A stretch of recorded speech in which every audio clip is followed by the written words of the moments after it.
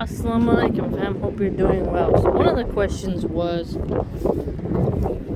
if we are gonna go back to normal, or if it's gonna be a refreshing and restructuring of society after, you know, everything is said and done concerning this new variant and all the different infirmities that are happening because of the spread of that leaked germ. Let's word it like that, because it's such a tricky topic to talk about. I don't think things will go back to normal. I think that the rights that they took from us are never really going to come back. And what I mean by that is I waited for a long time for a certain job, over a year. And I watched the building get built. I just was so excited to go work there when they shut us down twice and it destroyed everything. And there was a moment where it was like there's no income besides what was on Patreon. I don't have a Patreon now, but that was all that there was, plus my little Etsy shop, but I don't have that anymore. And it was a very scary moment because rent relief was not on the menu, and the apartments had actually and many landlords and other properties and condos and houses had raised rent. This was something we did not expect, and many Californians were struck by it. So here's what I feel: if people return to New York and San Francisco and the major cities after this, I think they're incredibly stupid, because the offices in San Francisco and other places, they would build these tall buildings, right? They would have all these workers in there, and then those workers would eat at the restaurants. But when everybody was ordering food at home, they didn't need to go out and eat at a cafe anymore, right? Oh man, I hope it's not too windy. Sorry, man. But I don't have a windbreaker for my phone, and I'm by the ocean. There's always wind by the ocean. But think of it like ASMR. Think of it as relaxing wind sounds. So we are not gonna go back to normal, and the businesses that closed and the offices, they're empty, and there's a lot of for lease signs, and people have decided, you know, they're actually more productive at home. They can get lonely at home. I think there's a balance, right?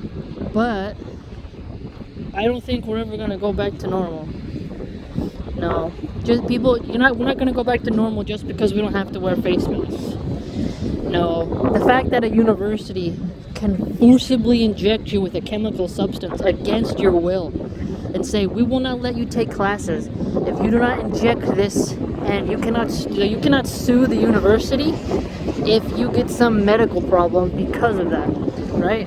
You don't get to tell them, hey, I don't like what you did, you forced me to get this injection and something happened and I can't sue you. So job saying we're gonna force you, and people say it's not force, it's just optional and you can get a new job if you don't like it.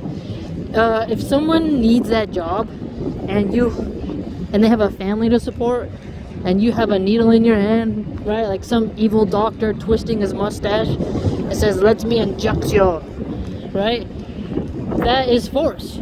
That is force. That is actual medical oppression, right? If you can abort an unlimited amount of babies and no one is allowed to say, hey, you've had 6 abortions, man, maybe you should be sterilized. You should not even be a mother ever because you're just a serial baby killer, aborting babies because you can't keep your legs closed. They'll say, that's her right. But if I say, I think people should have a choice on what things they decide to put in their body, people are like, yeah, you want to kill grandma, you're evil. And it's like, okay, make up your mind. A human life, a baby's life, is worth more than any injection. And if I'm not supposed to feel bad for a baby dying, but I'm supposed to feel bad because someone didn't get a shot, I think you're an a-hole. I really do. So these universities have overstepped their boundaries with what they'll do with their students, and the fact that they're charging the same prices for freaking Zoom. I mean, it exposed so much of a ripoff, right? It really exposed a ripoff, because it's like the campus is supposed to offer you these benefits and make you have a sense of community, but they're not really doing that. Then if it's all on Zoom and then you don't feel the sense of community, and then you're like, okay, so you're telling me that I can learn the same thing online or from the book, and the teacher is not really that important, and the classroom is not important, and the campus lifestyle is not really that valuable, and you cut the sports teams and you cut the clubs. What's the point of paying this fat tuitions for? You see? That's why I think some people are stupid. It's going to be so different now. So many people should try to learn things themselves before paying a university fat tuition. It was hilarious and sad listening to some of my friends talk about, I'm back from the University of Michigan and they're on Zoom and they're still charging me this and they're still charging me that. And I'm like thinking to myself, well, you're the one who's not creating some type of student protest. There should be some type of student protest where they're like, you cannot charge us this much freaking money for online classes. It's like people say you can't learn from YouTube, and it's like, what is Zoom? It's someone talking to a screen and you're sitting in your pajamas drinking your morning coffee. You're not driving there and like, hey everybody in the classroom, and the teacher, you all get settled into your desks. It's not the same thing. You're not paying for the architecture. You're not paying for the prestige. It's just basically through the digital sphere. So I think that changed how people are going to look at how you can become educated and what schools are worth the prices and how valuable teachers are and how sometimes they're not, right, in person. It's just changed the way in which we learn and can work. The smartest people are going to be the people who decide to go to the suburbs, have an internet connection, have a farm, have a house, and have their Second Amendment, have their private property rights fully understood, so that if any criminal or trespasser comes on, hopefully they can get blasted, and get out of the cities where there's riots and decay, crime has risen, right? Get out of there. Just learn. If you're going to be in San Francisco paying $3,000 a month for a small studio apartment, and all there is homeless people crapping everywhere, and every time you walk down the street with your phone, someone can run by and grab it, and the people are shouting defund police, and people are allowed to steal under $900 worth of products from Walgreens or CVS without the police being called, and there's prostitution and gangs. The city is not what it used to be, and they keep making excuses for it because they're living in their high-rise little apartments and their little tiny Harry Potter-sized closets. I mean, they have to lie to themselves in order to keep feeling sane about spending that much for rent. So you could be in Alaska, like what I want to do, on a farm. If a lockdown happens, you ain't even going to be worried about it. You got your farm, you got your kids, you got the internet connection. If that goes out, you can find a way to fix it, right? But if you can conduct your business from home and get your education from home and have property and be away from the criminals and the thugs and the prostitution and the, all the other garbage of the city, you're the one who's in the win here. So, yes, things are going to change after that. And they're going to change for the better. They're going to change for the better in terms of people waking up to what a scam the city is. And do you need all that shopping addiction? Like, people who are getting evicted, right? They're getting evicted. Well, how much crap do you have to move now? Right? You're getting evicted. How much crap do you have to move? You have to move quite a lot. And they're going to throw that all that away. So it's like you went in a credit card debt to buy all this garbage, and then when you get evicted because you can't pay your rent because you lost your job and your student loans piling up, and you can't declare bankruptcy on it because Beijing Biden decided to not let students declare bankruptcy on their student loans. Well, did you make the best financial decision? Does your title masturbation feel worth it now? No, not really. So it really is fascinating to see how things have changed in terms of what people are going to tolerate. I mean, you gotta be a sucker, you know? That's why I feel totally more free now. The government abused us psychologically, locked us down, freaked us out, took our jobs away. Unemployment was like glitchy, and people were stealing people's information. It was highly unsafe to do all this online stuff with all these hackers tackling people's networks and stealing their information and claiming unemployment off of their numbers and stuff like that. I mean, it is really just fascinating how quickly everything descended into chaos. People were taking toilet paper, store shelves were wiped out, and so in a real catastrophe, we know that if you're on a farm, you're actually better. And the city liberals, a lot of them were like, oh, we'll take a vacation to Hawaii, we'll go here, we'll go there, we can work from home. So the smug liberals who like mob farmers and conservative Christians and stuff, they were going to vacation in like these very rural areas in order to escape the shithole cities. And it's like, there you go. Conservatives who value the woods, who value nature. Some liberals value hiking and camping so they can take pictures of their butts for Instagram and stuff like that. That's not the same. Conservatives have a deep connection to farms and farm life and have totally different values than the city liberals. And the city liberals, they were truly exposed with how weak and frail they are. Totally weak and frail. Just inside, it's not worth it. Living in that tiny little prison cell and thinking you're free because you can order something on Netflix, it was just not the way in which humans should live. So, the new era, the new way of surviving, I think a lot of people are going to go back. You can go to school online and you can work from home. You just have to learn cybersecurity now in order to protect yourself from hackers and what to do. And also have a physical business that can survive any type of government intervention, because the government forcibly closing small businesses, for something with a high survival rate, we didn't know a lot, but now we know a bit more, right? But they're not going to take that power back. Whatever you give the government is, they're going to take that and get to be much, much, much worse. So we're not going to go back to normal. Those who will go back to like shopping and wasting money and not trying to figure out how to get out of the city, and who are going to go to universities, they're going to charge them an arm and a leg, and they think the job economy can't collapse, you're an idiot. I mean, what kind of stupid person is going to go to a university that's going to charge them a lot of money, live in a city where they pay a lot of money while they're working at Starbucks or some other job that the government can turn off at any second?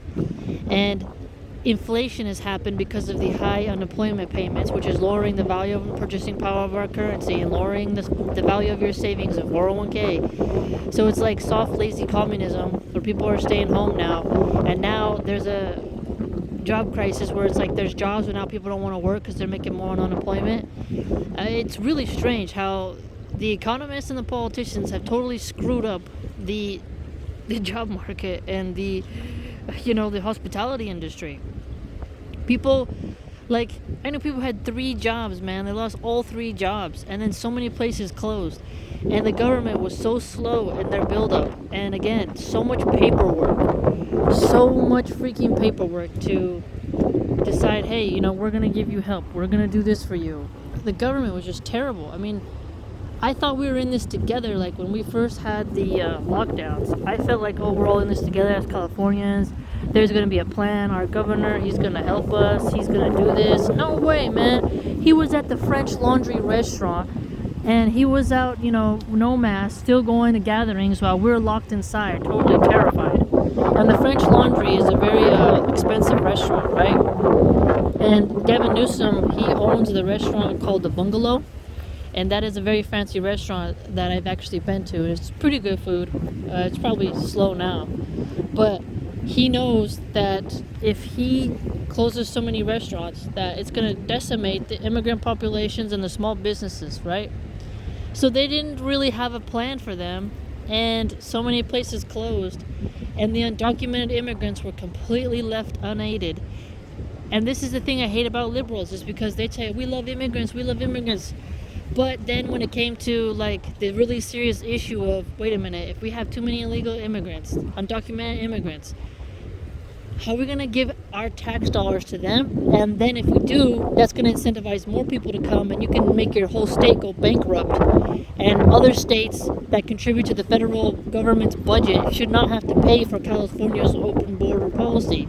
And then when the liberals completely abandoned helping the undocumented during the lockdowns, so many immigrants, they survived, but they really had a tough time. It was so horrible just thinking that this entire community, there's like tens of millions of people, to be left unaided. And there was a little bit of like Bernie Sanders had something people could apply for. I know people who applied for it and didn't get it. But you had to trust these online organizations with your information and your data.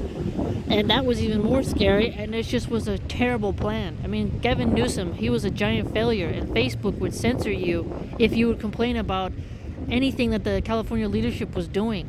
So these tech companies actually abused American citizens in favor of the liberal woke ideology of we're all in this together, and we weren't. And when people would complain about what was happening, they would say you're a right-wing conspiracy theorist. You have no right to complain. Everything is fine. Just wear your 2 masks and just wash your hands. And that was all his plans were when I would watch his COVID briefings.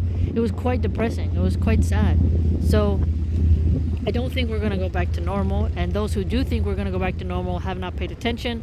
The government is going to be able to turn your business on and off at their will. They're going to be able to shut down the schools at will, forcibly close religious centers at will, and they're going to be able to demand you shut down without giving you any financial aid.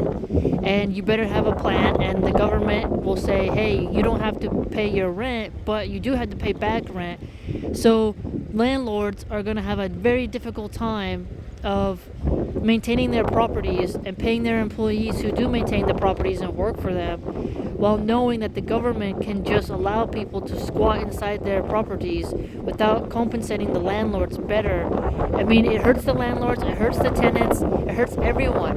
And so trusting the government to be our daddy is not effective, and they're limiting our abilities to be free in the terms of what we can do and how we can earn. So everyone should get out of the cities and stop worshiping, oh, I got a degree from UC Davis, I got a degree from UCLA.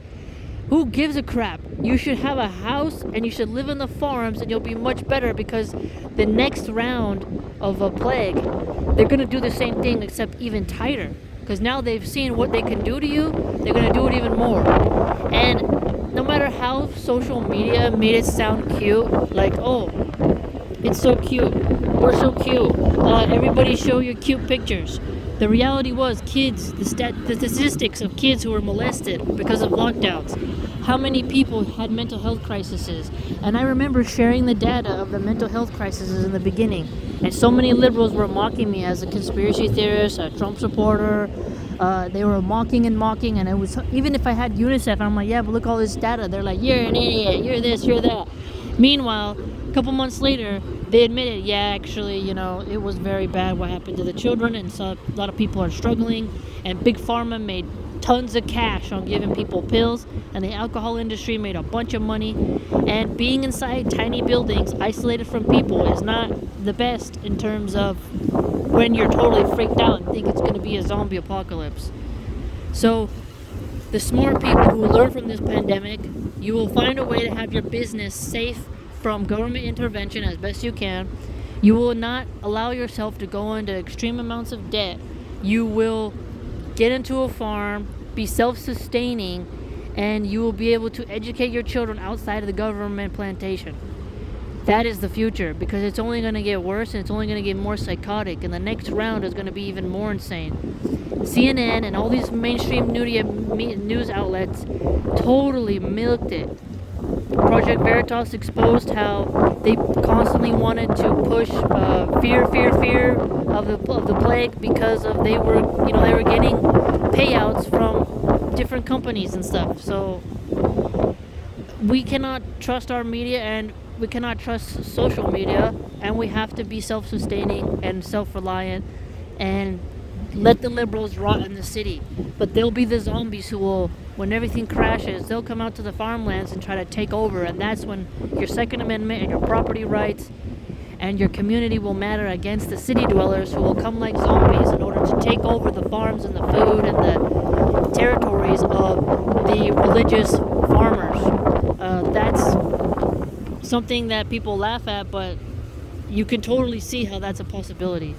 So no, I don't think we're going to go back to normal, and that's my opinion on the matter. So I tried to make it as short as possible, even though it's still kind of long, but hopefully I explained myself.